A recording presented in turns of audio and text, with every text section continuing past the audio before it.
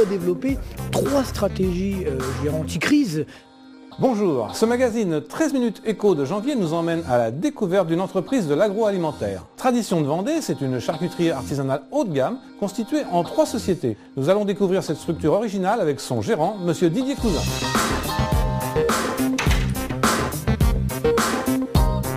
Nous fabriquons une charcuterie vraiment artisanale. Monsieur Cousin, bonjour. Bonjour. Alors expliquez-moi donc la structure de cette société. Alors la structure vient un petit peu de l'historique. À l'origine, nous étions distributeurs de produits agroalimentaires en charcuterie par la société Cousin. Et Cousin a racheté en 1998 la société Tradition de Vendée avec un associé qui est Patrice Tessier, le petit charcutier de campagne. Les deux ont choisi l'efficacité, c'est-à-dire que Cousin a continué à faire de la commercialisation et Tradition de Vendée s'est spécialisée dans la fabrication. Et ça permet d'avoir une efficacité optimum pour les deux secteurs. Le tout étant regroupé sous une holding qui est propriétaire du bâtiment et qui s'occupe de cette stratégie. Très bien, écoutez, je vous propose au travers d'un reportage que nous avons réalisé de redécouvrir pour vous cette société, comment elle fonctionne et ce que vous y faites. Entendu. C'est en 1998 que Didier Cousin a racheté la société Tradition de Vendée qui se trouvait alors à Mouilleron-le-Captif. Installée aujourd'hui à la Boissière-des-Landes, cette entreprise de 30 salariés qui a enregistré en 2008 un chiffre d'affaires de presque 5 millions d'euros a choisi le créneau de la charcuterie artisanale de qualité. Nous fabriquons une charcuterie vraiment artisanale dans la tradition avec des vieilles recettes que j'ai ressorties il y a 40 ans, depuis que j'étais apprenti. Ce sont 150 à 200 porcs par semaine, exclusivement vendéens et tous élevés en plein air, qui passent entre les mains des charcutiers. Une seule ambition, la qualité d'un bout à l'autre de la chaîne.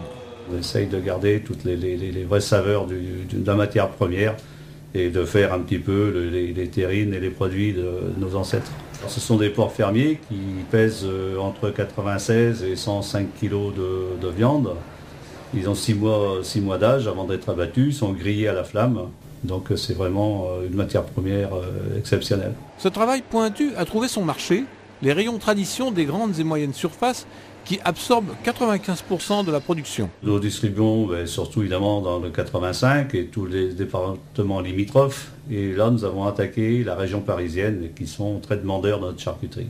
Une société qui n'entend pas grandir trop vite, mais qui fait petit à petit son chemin et a trouvé un créneau porteur parmi les grands noms de l'agroalimentaire dans ce département. Alors, monsieur Cousin, vous avez racheté cette entreprise en 1998. Est-ce que vous pouvez m'expliquer pourquoi? Ce qui vous a motivé?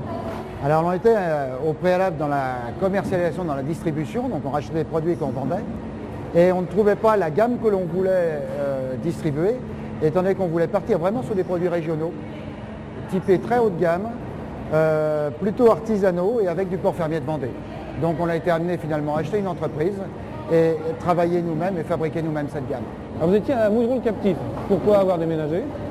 Simplement un manque de place et on a eu une opportunité d'une reprise de bâtiment sur la Boissière et donc 5 ans après de la construction du bâtiment où nous sommes aujourd'hui. Alors, vous avez choisi le haut de gamme. Ça, c'est un choix stratégique. Tout à fait. Mais par contre, vous êtes distribué en grande surface. Est-ce qu'il n'y a pas une contradiction? Pour moi, non. C'est vraiment une vraie stratégie. On avait cette viande locale. On avait une fabrication avec notamment la cuisson au four à bois. À l'époque, les grandes surfaces n'avaient que la gamme vraiment centrale d'achat. Il manquait un positionnement vraiment tiré haut de gamme sur le rayon coupe. Donc nous, on a choisi ce rayon coupe des grandes surfaces qui n'a rien à voir au point de vue stratégie par rapport au libre-service ou aux frais emballés. Et donc on a trouvé naturellement un marché avec eux. Alors, vous êtes à presque 5 millions de chiffre d'affaires. Tout à fait. Comment voyez-vous l'évolution? L'année 2009 se termine sur un plus 20%. L'évolution prévue 2010 est quasi identique, avec des conquêtes de nouveaux marchés, surtout sur de nouvelles régions. Malgré la crise, donc finalement, vous continuez, vous, à progresser? Oui, la crise, il y a, mais sur le produit haut de gamme, on arrive encore en apportant des solutions, en cherchant des solutions pour nos clients, on arrive encore à trouver des marchés. Très bien. Je vous propose maintenant de revenir quelques années en arrière, au moment de la création de votre société. On va aller voir une jeune entreprise qui vient juste de se créer, qui s'appelle Gravurline, et donc nous allons découvrir son activité. Entendu.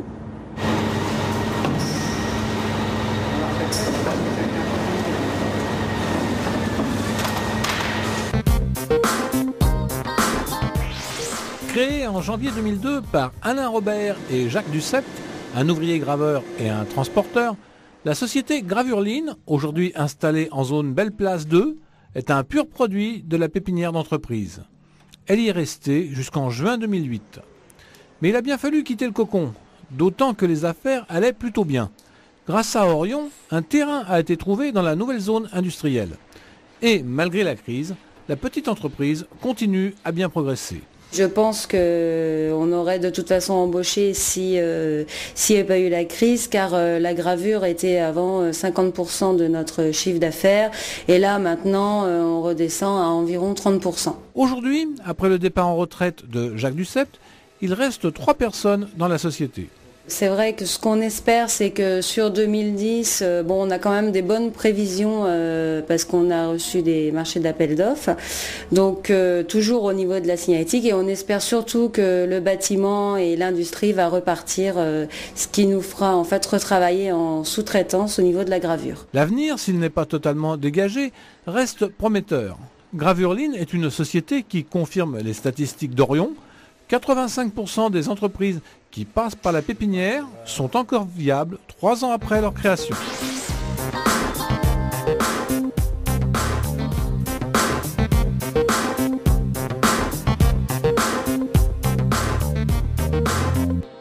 Alors, Monsieur Cousin, nous venons de voir une jeune société qui sort tout juste de la pépinière d'entreprise et qui travaille évidemment sur l'innovation. Et vous, comment ça se passe? Et je crois que vous êtes aussi très innovant. On essaie d'être très créatif et aller sur beaucoup de choses, mais on peut être créatif aussi en recherchant dans le passé, ressortir un bon saucisson sec, le four à bois. Sur beaucoup de produits, on essaie d'étoffer notre gamme et d'avoir une gamme large. Mais on est créatif aussi au niveau notamment tout ce qui est animation. Je vois on est revenu sur des trancheurs manuels pour faire les animations en grand magasin, pour être vraiment au centre des allées. Et c'est vrai que la création chez nous, aussi bien sur les thématiques, sur les posters, sur le dessin, on essaie d'être innovant et de se démarquer. D'accord. Alors vous êtes distribué sur quel périmètre? Aujourd'hui sur le Grand Ouest, un Grand Ouest, parce qu'on va de Bordeaux jusqu'à Rennes, on passe par la région quasiment de Clermont-Ferrand et on remonte de plus en plus sur Paris. Oui, c'est ça. Votre projet maintenant, c'est Paris. C'est Paris. C'est Paris parce que l'été, on a une grosse activité sur la côte et que le bâtiment doit être proportionné par rapport à cette activité-là.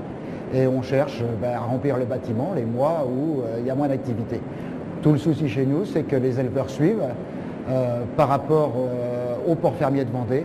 Donc on essaie de tout mettre au même niveau pour que ça avance normalement. Mais Paris est notre projet 2010 qui a déjà commencé en 2009. Alors l'identité régionale vendéenne, ça marche à Paris parce que bien sûr. L'image vendéenne, c'est l'image des petites maisons bleues, c'est l'image aussi de la nature. Donc oui, ils sont contents de retrouver à Paris le produit qu'ils ont mangé pendant les vacances sur la côte, dans les rayons coupe. Très bien. Votre entreprise prouve qu'avec un peu d'innovation et beaucoup d'idées finalement et d'énergie, on arrive à passer la crise. Enfin, la crise ne sera peut-être plus qu'un mauvais souvenir dans quelques temps. On va écouter Marc Toiti, économiste, qui nous parle justement de sa conception de cette sortie de crise et comment il voit les entreprises vendéennes dans ce travail-là. D'accord. Ce que je dis aux chefs d'entreprise à travers la France, et notamment en Vendée, on doit développer 3 stratégies anti-crise, des stratégies contre la récession, des stratégies de niche sur des produits, des services qu'on est les seuls à faire et pour lesquels on a un savoir-faire, et il faut le faire savoir. Et c'est vrai qu'ici, en Vendée, justement, on a la chance d'avoir pas mal de niches. Ensuite, de l'innovation, de la recherche-développement pour avoir constamment un train d'avance d'un point de vue technologique par rapport aux concurrents internationaux. Et 3, justement, le développement à l'international, ne pas simplement se contenter de la France, puisqu'on a une croissance relativement molle, mais ouvrir, dépasser nos frontières et ouvrir notre champ d'action. Alors, Monsieur Cousin, Marc Toiti vient de nous expliquer sa recette de sortie de crise. Il parle de créneaux, de bonnes idées. Qu'en pensez-vous? Oui, je pense qu'il faut avoir la bonne idée, mais il faut surtout aller au bout de ses idées. C'est-à-dire qu'il faut se donner les moyens et techniques et financiers pour aller vraiment au bout de ce qu'on veut faire. Pas choisir à un moment la simplicité ou l'économie, parce que là, c'est souvent voué à l'échec. C'est-à-dire qu'on fait la même chose que ce que font les autres, et il y en a déjà, ça ne sert pas à grand-chose. Oui, mais il faut quand même assurer la capacité de production. Il faut assurer la capacité de production, il faut assurer le côté finance et il faut vraiment aller au bout du bout. Très bien. Alors actuellement, dans la création d'entreprise, on voit beaucoup de succès au statut d'auto-entrepreneur. Qu'en pensez-vous ? Je pense que le statut d'auto-entrepreneur est intéressant pour un lancement, formation, pour vraiment du savoir. Dès qu'on passe au niveau technique, de toute façon, il faut de l'argent et à un moment, il faut investir pour y arriver. Et si on pense créer des entreprises en auto-entreprise sans argent, moi, j'y crois pas. Oui, il y a les deux aspects. En fait, il y a d'abord le capital nécessaire pour pouvoir faire tourner son entreprise. Et puis ensuite, il y a aussi le chiffre d'affaires. Auto-entrepreneur, c'est 70 000 euros, voilà. c'est très bas. C'est très bas. C'est très bas. Ça va correspondre à certaines activités, mais à très peu d'activités quand même. Eh bien, Monsieur Cousin, merci de nous avoir accueillis dans votre entreprise. Ceci va conclure ce 13 minutes éco du mois de janvier.